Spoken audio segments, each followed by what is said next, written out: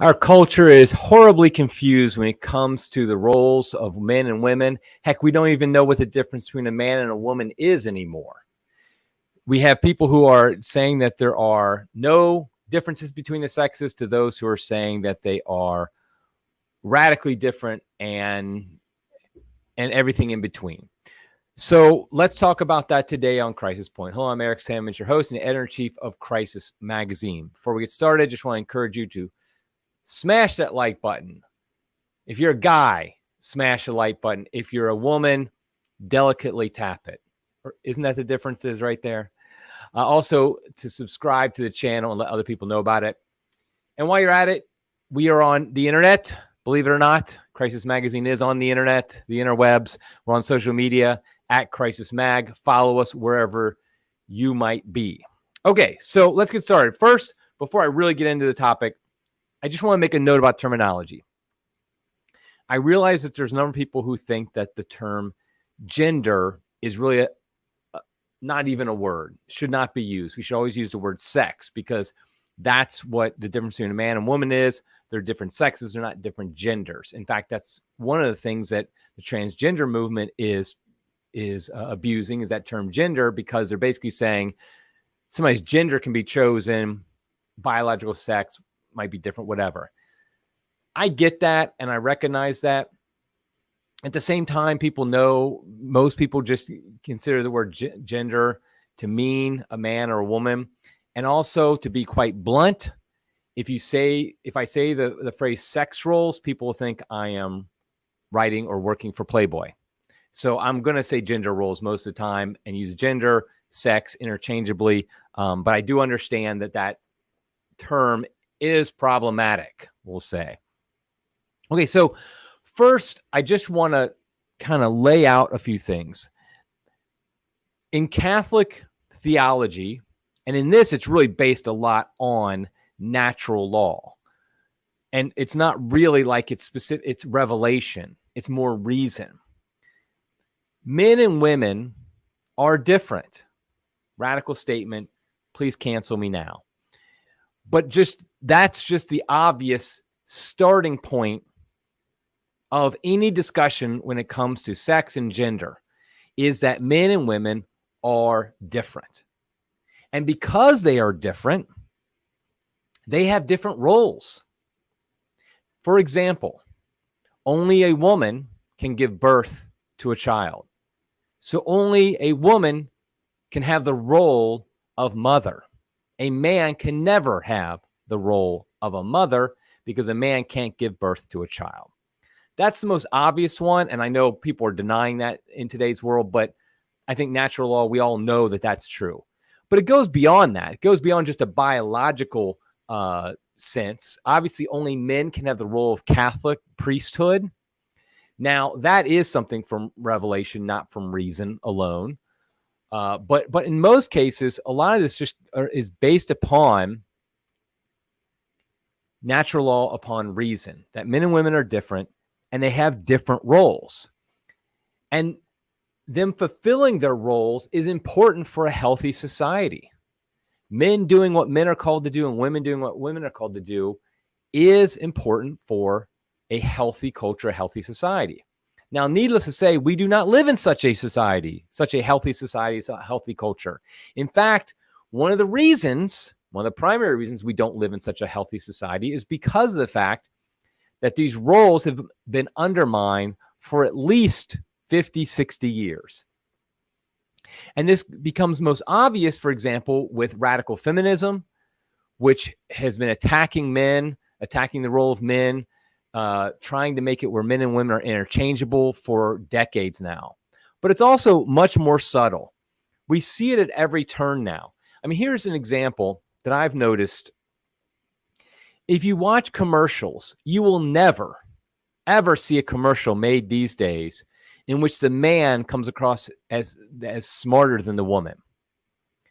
It always is the case. Either they're equal, like there's no difference between them in the sense that one's smarter than the other one. But if there is one person on the commercial, if there's two people on the commercial and one is smarter than the other, the woman is always the smarter one than the man. The man never corrects the woman and is proven to be right. And these are just that's just a subtle thing that starts to establish this antipathy towards men that basically feminism has been based upon for so long.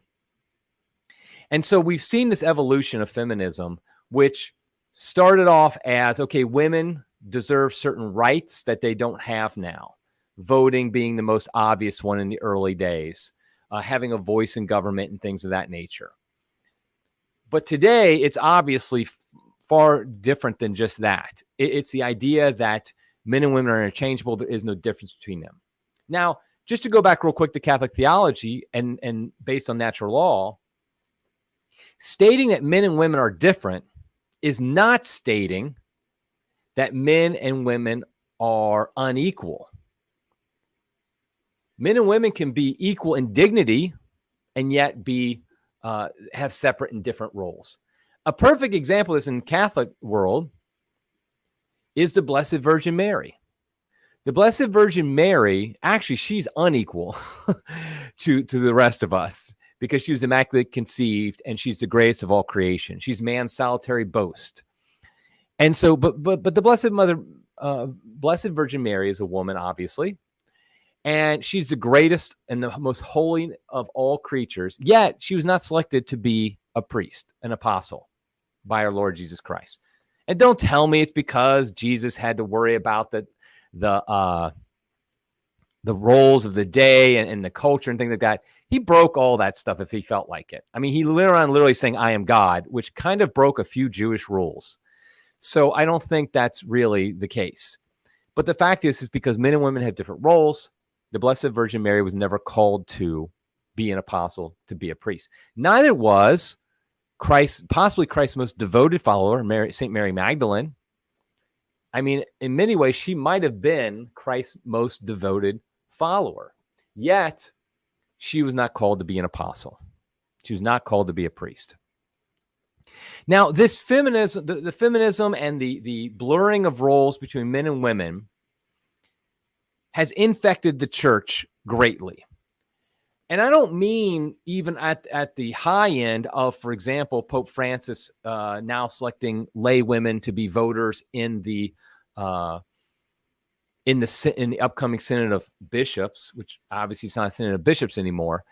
I mean just in the day-to-day average life of a Catholic parish.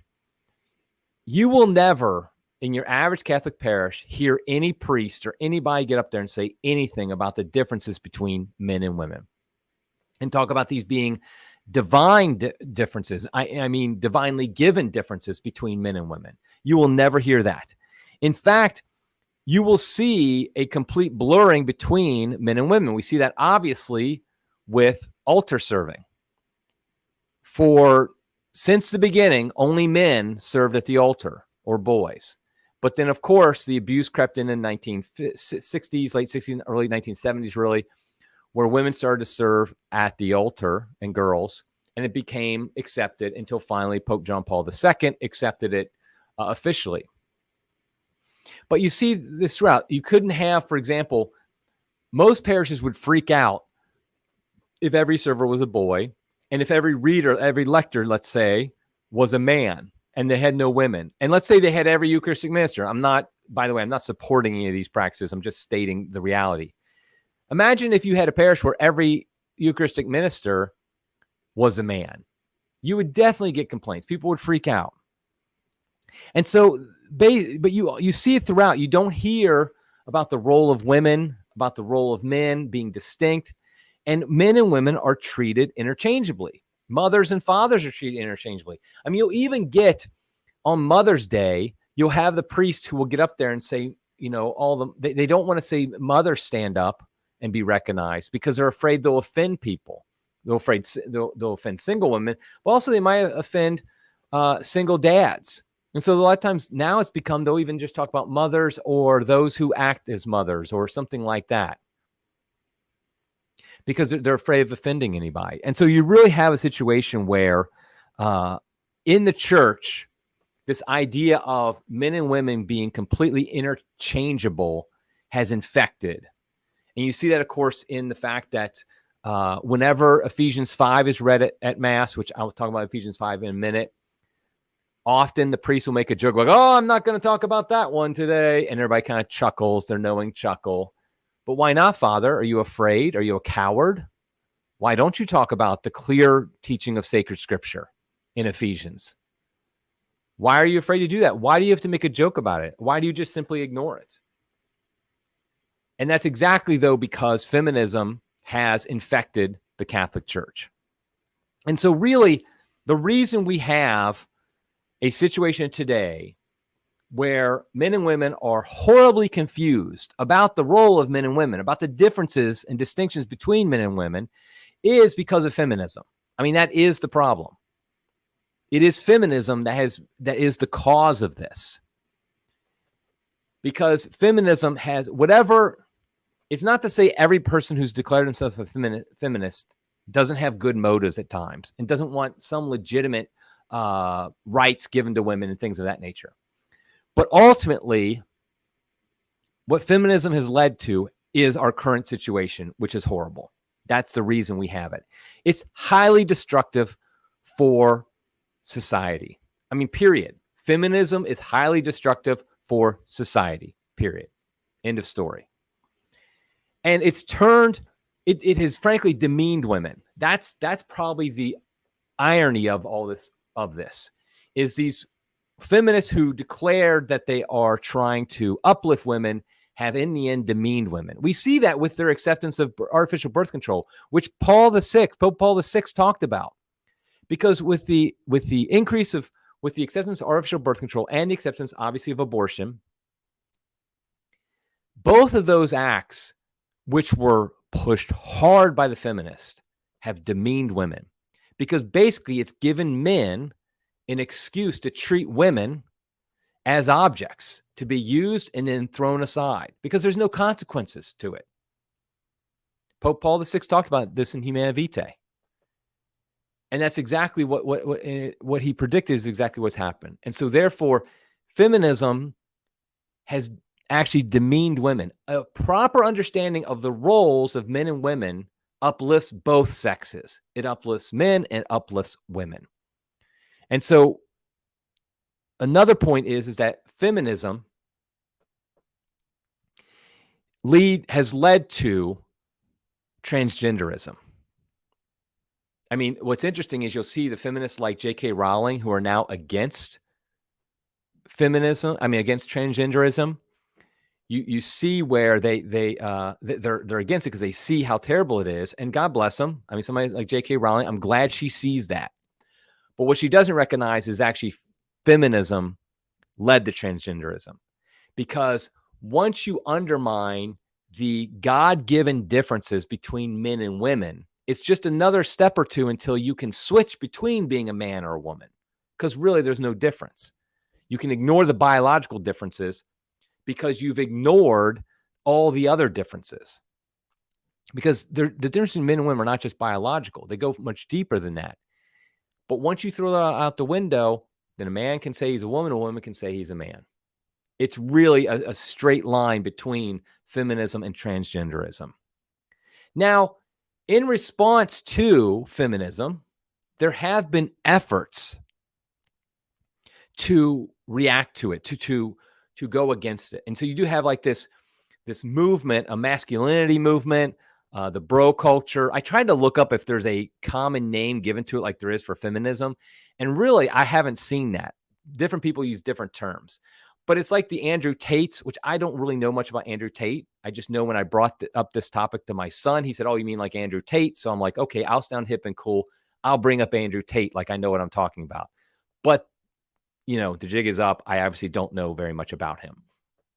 But the point is there's a whole movement of men who are trying to reclaim masculinity and basically go against the feminist. And that is in itself, obviously, a noble goal because we should work to undermine feminism to defeat feminism. However, what I've seen is not a good reaction. It's not a Catholic reaction to feminism. A Catholic reaction we'll talk about in a minute. But this idea where basically men demean women, they objectify them, because what I've seen is a lot of times They're pro pornography. They're pro sleeping around. They assume all women sleep around and will cheat on them. Things of that nature. It's just ridiculous. And this idea that somehow acting like, treating women like trash with contempt, that is not the proper response to feminism. Because what it does is it generates two types of people. One, it generates feminists, because basically I just saw in the chat, somebody said the manosphere. We'll call it that, the manosphere.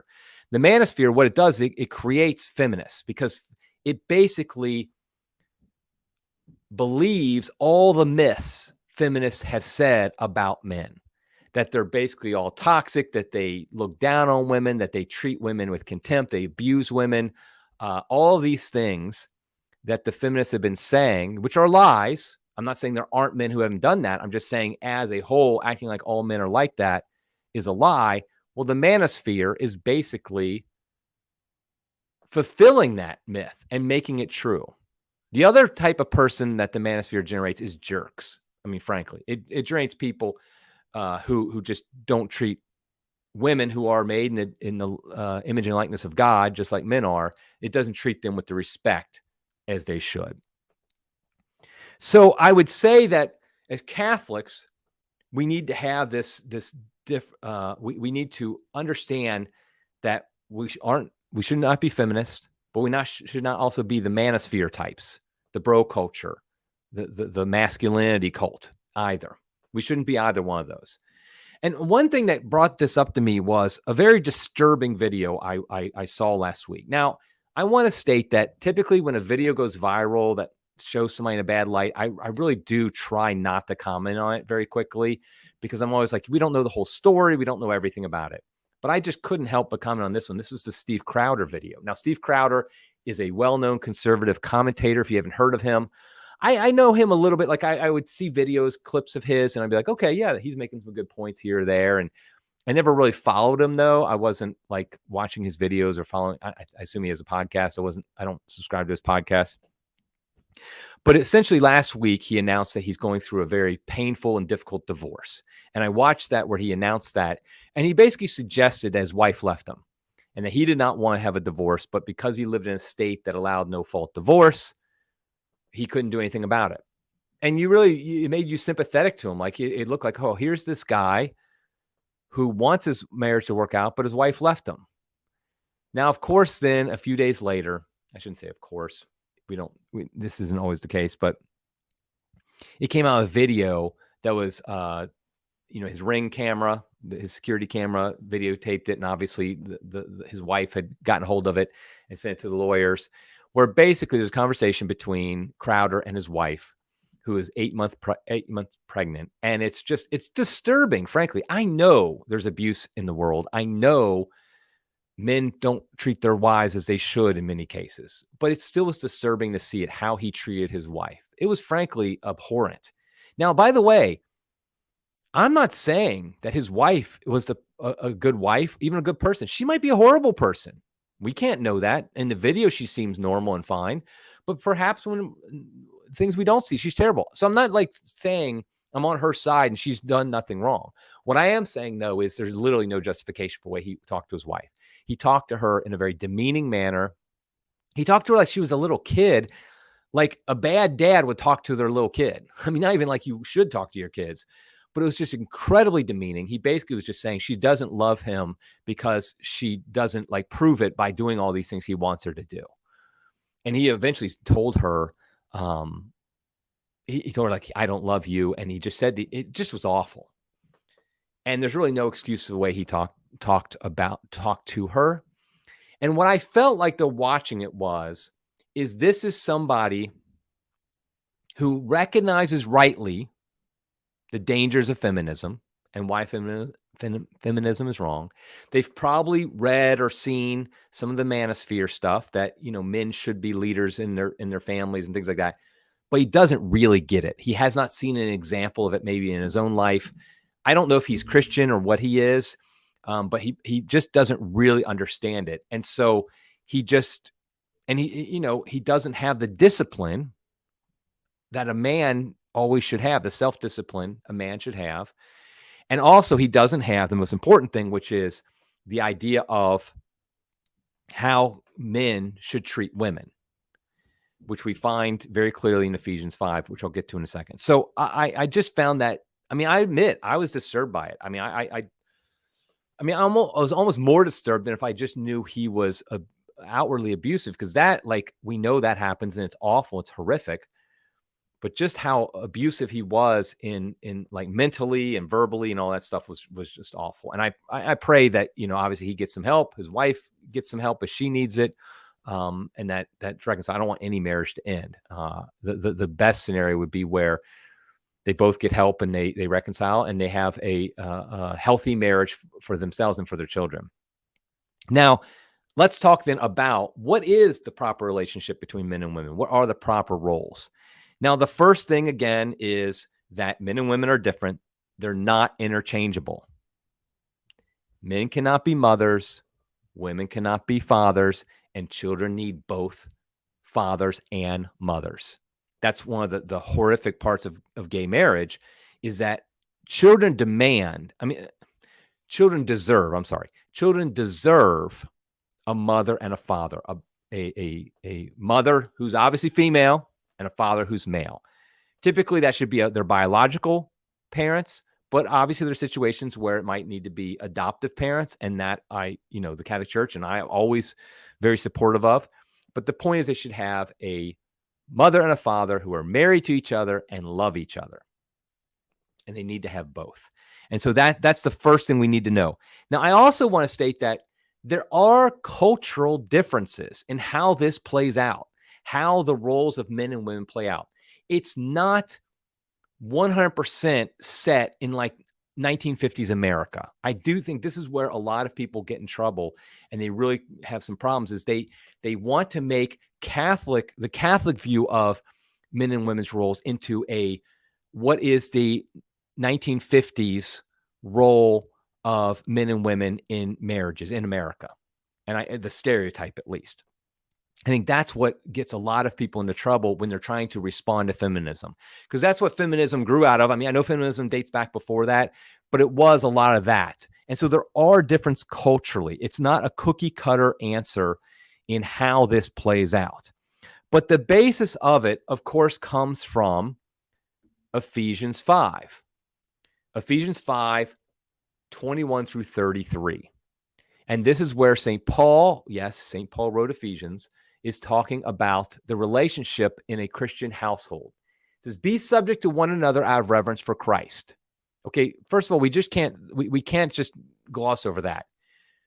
The first thing St. Paul says is that be subject to one another. So men are called to be subject to their wives, and women are called to be subject to their husbands. How that plays out, St. Paul is going to talk about more and flesh out. But to say that a man shouldn't be subject to his wife on some level contradicts sacred scripture. It contradicts the words of St. Paul in Ephesians. So be subject to one another out of reverence for Christ. This is wives. Now St. Paul says, now we're going to flesh out what that means. How is each person? How is the wife? How is the husband? How are they subject to one another? Wives, be subject to your husbands as to the Lord. And so that's a pretty just definitive statement there. It says, for as the husband is the head of the wife, as Christ is head of the church, his body, and is himself its savior. As the church is subject to Christ, so let wives also be subject in everything to their husbands.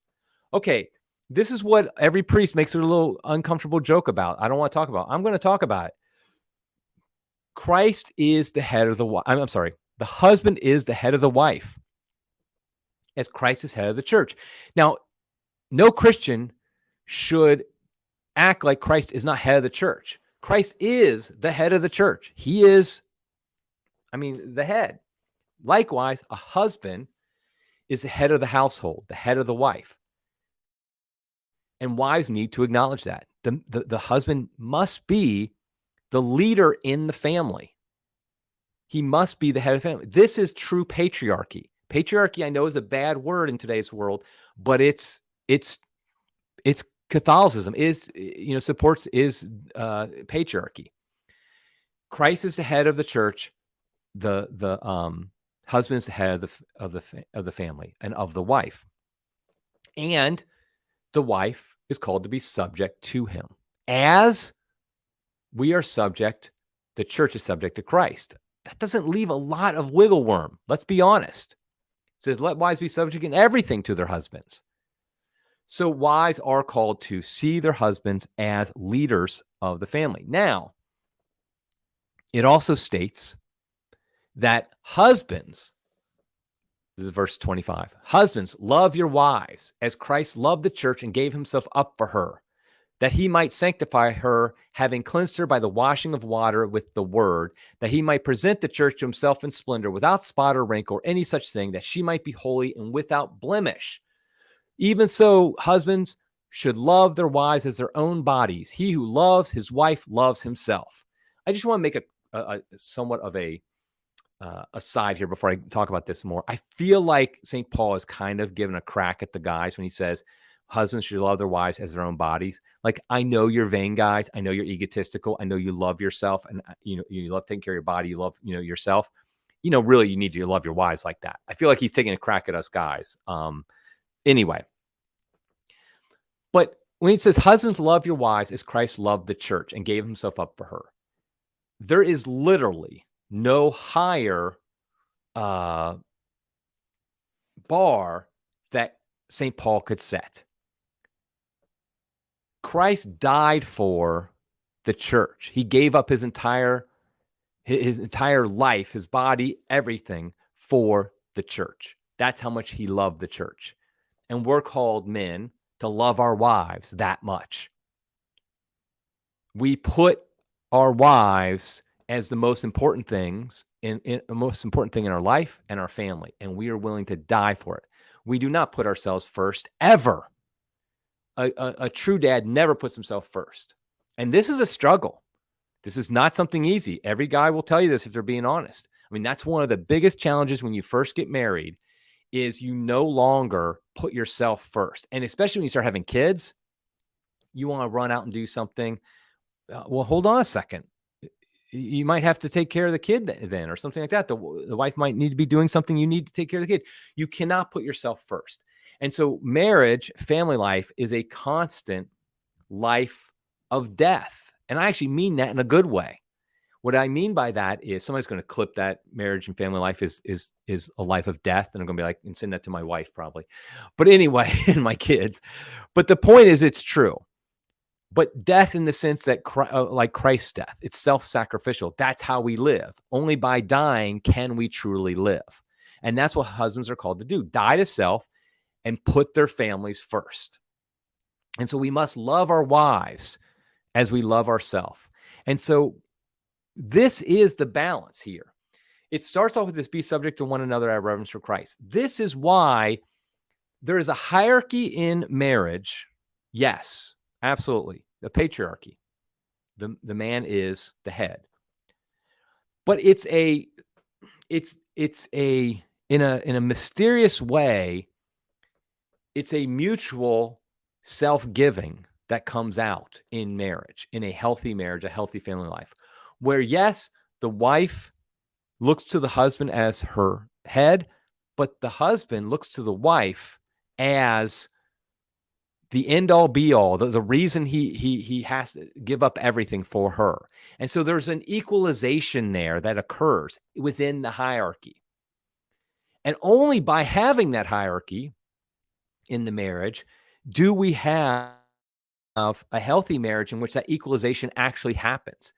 The equalization only happens through hierarchy. That's an irony. It's a paradox, but it's true. And that's exactly what St. Paul is saying in this passage. You can tell when you read it very carefully. I mean, obviously, just the obvious sense of it. It's a balanced view, starting with be subject to one another. He talks about the wife's role, and he talks about the husband's role.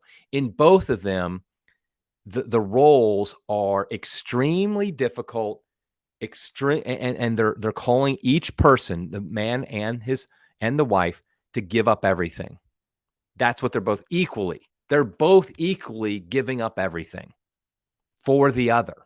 They're just doing it in different ways. That's the key, is they're doing it in different ways. They're not doing it identical. And when they try to do it identical, that's when you cause problems. So in practice, what does this mean? I've basically just been talking about the theory, but how about in practice? What does this mean? It means the husband needs to lead in their families, be the leader, but they should always consult with their wife. I always think it's kind of interesting when people talk about like the submission of wives or husbands, because I feel like they're always leaving out the fact that, like, for example, in my own marriage, I would never make a major decision for our family without first consulting with my wife. And I don't even understand how any man would do that. And my wife, I would just say this very clearly. I am 100% confident that if I ask her to do something, obviously if it has to be moral, she would do it. So if I said, honey, we're moving to Seattle, Washington, and we're doing it next week, she probably wouldn't like it. She wouldn't be happy. She'd ask a lot of questions about it. But if I said we're doing it, she would say, okay, I'm going to make the best of it. I'm going to make it so this is the best thing for our family. We're going to do this. And she would be on board. But I would never do that. I would never ask her. I would never tell her, oh, we're moving to Seattle, just out of the blue. If something like that were to occur, like some opportunity or whatever, I would talk to her. I'd say, hey, how do you think this would work out for our family? Would this be a good thing for our kids? How would this, affect you? How would this affect me and stuff like that? We'd talk about it, but we'd ever do something like that. And so in a relationship, if you're constantly thinking like, as a guy, if you're thinking, oh, my wife has to obey me, she has to submit to me, I feel like it's unhealthy. Really, you shouldn't be thinking like that. It should be more like, okay, I want my wife to be involved in any process of decision making. And it's like, yes, the final decision should be the husband's, should be the man's, but ultimately, the wife, I mean, if she's totally against it, she has these very good reasons. Why wouldn't you listen to that? I mean, obviously, there can be a situation where you would have to say, we're going to do this anyway. But ultimately, it usually comes out where in a healthy relationship, after everything is talked out, you come to an agreement. And so it's not like you have to the wife doesn't have to submit to it. They both kind of mutually agree after that discussion. So in practice, I think that's one thing. Also in practice, I do think the husband should be the primary breadwinner of the family. Now, obviously, there's exceptions in the case of, like, for example, a husband who's disabled in some way, can't do that. I'm not saying that, again, there's not a cookie cutter answer, but I do think in general, the man should be the primary breadwinner of the family. He is the leader. He is the priest and the prophet. I'm sorry, the priest, the king, and the prophet. Yeah, sorry. I got that wrong. I got it right. Actually, I think I heard something where it was like I know it was. Not priest, prophet, king. The man is the priest, the provider, and the protector. Those are the three roles. I heard that early on in my marriage from somebody I thought was great. He's the priest, meaning he's the head of the spiritual head of the family. He's the one who should be saying it's time for rosary. He's the one who should be saying, let's make sure we get the mass on time. And let's make sure the kids are going to confession. He should be leading that. Not that the wife shouldn't do those things too, but he should be leading that. It should not be the wife dragging everybody to mass. It should be the wife who should be telling, okay, it's time to pray, make sure the kids go to confession. No, the husband should be the leader in that. He's the priest. He's the provider. Yes, he should be the primary breadwinner if that's possible. He should be the one doing that. He's also the protector. He's the one who lays down his life for his family. Obviously, physically, he should be the one in charge of making sure the family is protected physically, but also spiritually. He should be the one making sure pornography isn't coming into the household. He's the one who should be making sure that the kids aren't watching crap on television or through the internet. He should be the one leading that charge. Yes, again, the wife's involved in that, but the man should be the husband should be the one leading that. So he's the priest, he's a protector, he's a provider. He's the leader in all three of those things. And so I really feel like that's important, practically speaking. Now, I just want to say I am not dogmatic about mothers working. I think, especially in today's world, there's a lot of opportunities for women to work at home. I mean, look at, for example, the kind of stereotypical family of from Little House on the Prairie, the Ingle family. I'm reading Little House on the Prairie to the girls right now, so I have this in my mind. Pa Ingalls, he works, he provides for the family. He's the protector of the family, the provider, and all that. And obviously, it's very clear that he's the leader of the family, and that his wife, Ma Ingalls, submits to him. Ma Ingalls doesn't have a paying job. But are you telling me she's not working hard at the home? She's doing a ton of work to provide for the family, to make the family, make sure they're fed and clothed and everything. She's making the clothes. She's taking care of a lot of the crops. She's doing all this stuff. And likewise, today, some of that might involve working, especially from home. I know a number of good, great wives and mothers who do work on the side from home. And I'm not going to say something wrong with that. And I do think, we also live in a situation in which it's so warped, it's so awful because of all the women going in the workforce back in the 50s and whatnot, that there's lots of areas of the country where you almost have to have two incomes to survive. I would argue that a Catholic family should really work to go somewhere else. If that's the case, they should really try to make it work out. I know I live in Washington, D.C. when we first got married. And when we first got married, my wife worked. But as soon as we had our first kid, she stopped. She stayed at home. And I remember talking to my immediate supervisor. And he said to me, he goes, "Oh, it's great that your wife stays at home with your kids. It's great with your kid. It's great that you can afford that. I wish I could afford that." I want to note, this was my superior, my boss, who made more money than me. I did not have any trust fund. I did not have any income from any other source. My parents weren't helping us out. We were living solely on my income for my job, of which he made more money than me. And he said they couldn't afford that. Well, we also lived in a small apartment. We did not take any vacations. I mean, we'd drive home and see our folks. That was it. We didn't take any expensive vacations. We had used cars.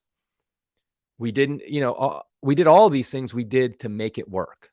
And I think a lot more families, I'm going to be blunt. I think a lot more families could have only the dad working and not have to have the mom working if they made a lot of radical changes to their lifestyle. Not saying all. I know there's exceptions. There's always exceptions. It's stupid to think there aren't exceptions. But on a whole, I think that should be the model that people work towards. Now, I also would say there are other things that we need to do. I'm kind of running long here, but I'll say a few more practical things. I do want to mention for the men out there, you're not a man if you consume porn. Porn is the one of the great destroyers of families and relationships. You're not being a spiritual leader, a protector, a provider if you're consuming porn. And you're not being a man who is loving his wife as Christ loves the church. And so you need to just do everything you can. I mean, I know it can be a struggle, and you need to go to confession a lot, do everything you can. And I know they might even need to go to see a therapist or something like that. And unfortunately, a lot of them won't help you with this, but you really do have to, kick that habit, get that out of your life, because that's going to destroy your family. And another thing is, I would say to both men and women, you should not have close friendships with people of the opposite sex. Now, it's not that you can't be friends. I have a lot of women friends, but my definition of friend there isn't that I spend any time with them alone. I would never spend any time with any of them alone.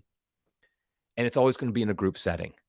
And so we definitely, men, don't be friends with, don't be close friends, like where you spend time alone with women, and women don't do that with men. That is not a way that men are loving their wives as Christ loves the church, or that women are making their husbands their head as Christ is the head of the church. And so we really need to do that. Now, I also, before I finish, I want to acknowledge there are imperfect, bad situations out there. Not even bad, but just imperfect situations where perhaps the husband, for example, does not take their role seriously, but the wife does. What does a wife do in that situation? It's a struggle. It's a cross. And I just think you do the best you can. That, for example, let's say the man's not exercising spiritual leadership. and the wife wants him to, you still got to get your kids to mass. You still got to have your kids praying, going to confession, receiving sacraments. And so you just need to step up and do that and pray for your husband, talk to him, whatever it takes to try to get where he would take that role. So I want to acknowledge those situations that are imperfect, that aren't ideal. And we just do the best we can in those situations. And we understand it's not the ideal, but it's the situation that we're placed in. And so we do the best we can. We pray a lot that it would improve. So finally, I just want to say, as Catholics, we are called to oppose feminism, but we are not called to be reactionaries against feminism. We don't react to feminism by the opposite extreme, which is just as bad. We're a both and. We recognize the legitimate role of men and women. We recognize that, yes, men are head of their families, but men also give up their lives for their families. And so we need to give the proper response, because that's what's going to be the way forward. It's not going to generate new feminists. It's not going to generate jerks. It's going to generate men and women who love each other, who care for one another, and live out their vocations as men and women, as husbands and wives. So let's go ahead and pray for all the relations out there. My daughter just got married this weekend. And yes, I am as happy as you can imagine. And she married a wonderful man. They're good practicing Catholics. I have a lot of faith and confidence in their marriage. But I know there are a lot of relationships that aren't starting off as strongly as my daughter's is, and they're not in good situations. And even for the ones in the good situations, like my daughter and her husband, it's hard. I've been married almost 28 years now. Marriage isn't easy. It's wonderful. It's beautiful. It's the best thing in the world, but it's not easy. And so let's pray for each other, pray for couples, pray for men and women to really live out their roles as husbands and wives, as just men and women in this world, and because that is how we're going to reclaim our culture. Okay, I'm going to wrap it up there. Until next time, everybody, God love you.